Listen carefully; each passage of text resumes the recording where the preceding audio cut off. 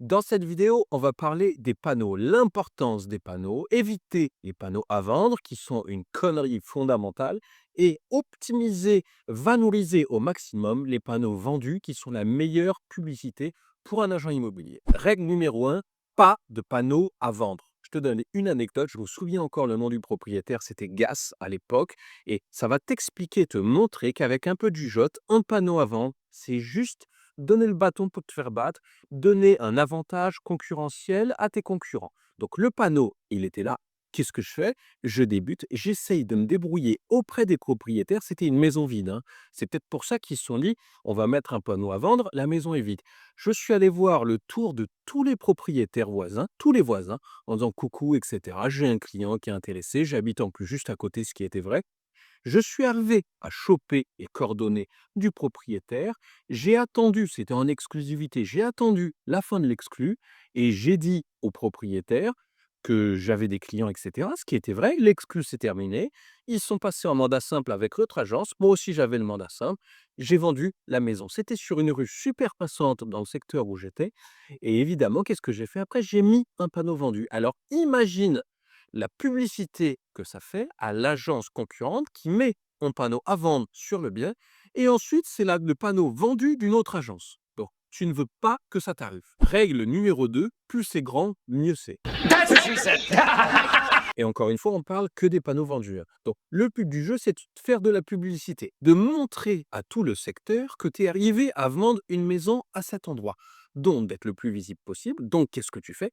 Tu prends les panneaux les plus grands. Alors, anecdote encore personnelle, la première fois que j'ai pris ces panneaux qui étaient aussi grands, je leur fais de la pub, même si c'est pas rémunéré, c'était sur Easy Flyer que je les avais fait et j'ai noté les références, la taille, peut-être que ça n'existe plus puisque ça remonte à quelques années, les panneaux, c'était des 120 sur 160 et à l'époque, je crois que c'était la même voiture que j'ai toujours actuellement, c'était la Renault Clio, qui est une voiture, qui a très peu de rangement et donc ça ne rentrait pas. Je suis pas certain que ce soit la voiture que j'avais à l'époque, mais le panneau était tellement grand, que j'ai dû le mettre sur le toit et les tenir pour aller mettre le panneau vendu. Donc la première fois, hein, et après je me suis dit: «Putain, en fait» et je crois que j'ai changé de voiture après, enfin peu importe. Donc l'avantage, c'est ça. Les panneaux, ils existent en 120 sur 160 sur le site EasyFlyer. Tu iras et puis tu dois avoir d'autres sites, et cetera. C'est des panneaux qui seront plus grands que les concurrents, qui seront plus visibles, où on arrivera plus facilement à voir ton numéro. Donc, une règle bête et méchante, tu as une publicité qui est gratuite, tu as des sociétés qui dépensent des fortunes, des milliers, des centaines de milliers sur des publicités nationales, sur des panneaux. Toi, l'agent immobilier, il passe encore entre les gouttes, tu n'es pas rémunéré, tu as encore le droit, etc. Eh ben, profites-en, fais-toi plaisir et puis prends le plus grand. Règle numéro 3, mets-en à chaque vente. Une vente égale un panneau. C'est obligatoire. Franchement, mets ça bien dans ta tête. Et en plus, qu'est-ce que tu fais? Une fois que tu as le panneau vendu qui est affiché, tu le prends en photo, ça servira dans le prospectus vendu dans votre secteur. C'est de la bombe atomique niveau flyer, niveau prospectus, niveau retour sur investissement, niveau bouche à oreille sur ton secteur. Règle numéro 4, pour attacher ton panneau, il faut forcément qu'il ait des œillets. Essaye aussi de prendre des œillets renforcés, c'est les 4 petits ronds ou alors il y en a 3, il y en a 3 sur chaque, 3 sur chaque côté. Donc, essaye de prendre des œillets renforcés et dans ton coffre, tu as toujours un fil vert, tu sais, les fils de jardinage pour accrocher le panneau, des ficelles, ou je ne sais plus comment ça s'appelle, mais les zips, tu sais, qui font un peu menottes pour accrocher les panneaux, parce que plus le panneau est grand, plus il va être sujet au vent, donc mieux il devra être accroché, parce que ce que tu ne veux surtout pas, c'est le panneau qui se détache, qui crée un accident, etc., etc. Donc, il faut absolument qu'il soit bien attaché, et il faut absolument, aussi tu vas voir parfois, que c'est une galère sans nom à l'attacher. Donc, c'est pour ça que tes fils verts, ficelles, les zips, etc., pour être sûr de pouvoir l'accrocher au meilleur endroit et l'accrocher de façon solide. Règle numéro 5, sur le panneau vendu, il n'y a que 3 informations, pas plus. 3, le nom de ta société, le fait que ce soit vendu de travers ou tout droit et un numéro de téléphone. Tu ne vas pas rajouter d'autres informations. Tu pourrais rajouter ton nom parce que, tu as un melon, tu pourrais rajouter l'adresse, postale, tu pourrais rajouter une adresse, mail. c'est de la merde, ça va gâcher les informations. Il faut que ce soit le plus lisible possible, le plus rapidement possible. Si le gars passe à pied, il a le temps de le prendre en photo, etc. Mais si le gars passe en voiture, il faut qu'il ait le plus d'informations possible. Le numéro, il n'arrivera pas à le retenir, mais au moins que l'agence X a vendu. Donc c'est pour ça, 3 trucs uniquement. Et ce que je peux faire, je te mets à l'écran des exemples de panneaux. Je te mettrai même mon panneau à l'époque et peut-être même un autre exemple. Comme ça, tu auras des exemples de ce qui se fait. C'est d'une simplicité.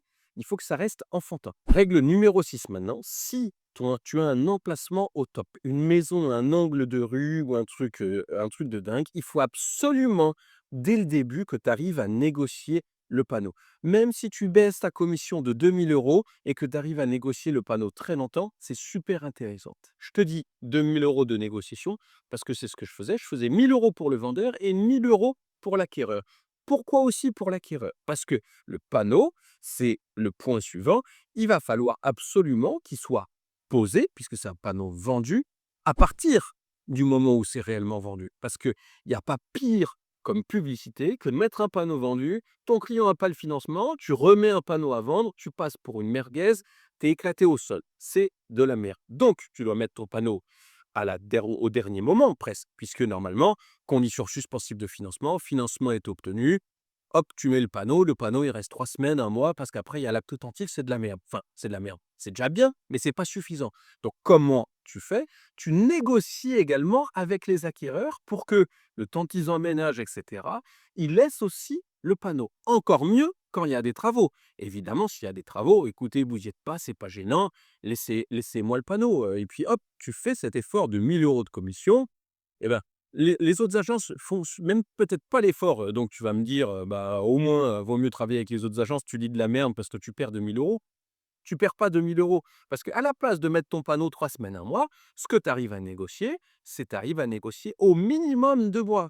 Un mois avec les vendeurs, si pour n'importe quelle raison le financement a lieu avant et que tu as un mois entre, l'obtention du financement et l'acte authentique, et ensuite encore un mois avec les acquéreurs.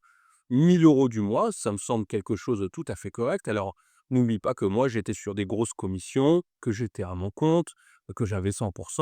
Donc, tu vois, sur une com à 60 000 €, prendre 58 000 €, ça va pas me changer ma vie. Donc, tu vois, sujet très simple, les panneaux, et pourtant, beaucoup d'agences immobilières font de la merde. Il y a 2 raisons pour lesquelles ils font de la merde. Un, ils mettent des panneaux à vendre, ce qui est se tirer une balle dans le pied. Et en numéro 2, ils ne mettent pas tout le temps le panneau vendu, ce qui est la meilleure façon de gagner de l'argent par la suite pour essayer de choper les autres mandats sur les autres secteurs. Et ne fais pas, non, mais les panneaux à vendre, ça passe si c'est en appartement. Tu vas sonner chez les voisins, tu te renseignes auprès du syndic, et cetera. Tu peux toujours avoir l'information sur les propriétaires, même si le propriétaire, il est à Hong Kong, à Marseille et au Brésil.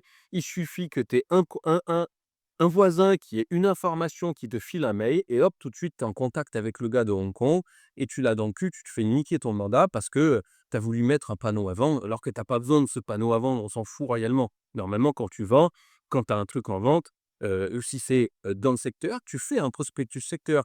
Nous venons de rentrer ce bien en vente, ou alors si c'est dans la copro, souvent c'est vrai, les gens veulent pas changer de copro, ils aiment bien pour n'importe quelle raison, et si c'est un 4 pièces 3 chambres et que, tu peux très bien souvent avoir des clients qui se passent du 3 pièces de chambre au 4 pièces 3 chambres parce que madame est enceinte, ils ont besoin d'une chambre en plus et du coup, ils restent dans la même copro, ils ne changent pas d'école, et cetera. Donc, c'est sûr que c'est un avantage d'avoir l'information pour le secteur, que ce soit en vente, mais tu l'as par la publicité, tu l'as par les prospectus, et au moins, ça ne dit pas exactement, ah bah tiens, c'est le bâtiment B au 3e étage, porte de gauche. Ça, c'est débile. Donne pas cette information à tes concurrents. Et je parle des concurrents, mais tu peux aussi avoir le voisin qui passe en direct et puis là, tu l'as dans l'anse et tu l'as dans l'anse aussi, donc c'est pareil. Voilà pour cette vidéo, j'espère qu'elle t'a plu, il y en aura 2 par semaine, donc n'hésite pas à t'abonner. Porte-toi bien d'ici là, à plus, salut.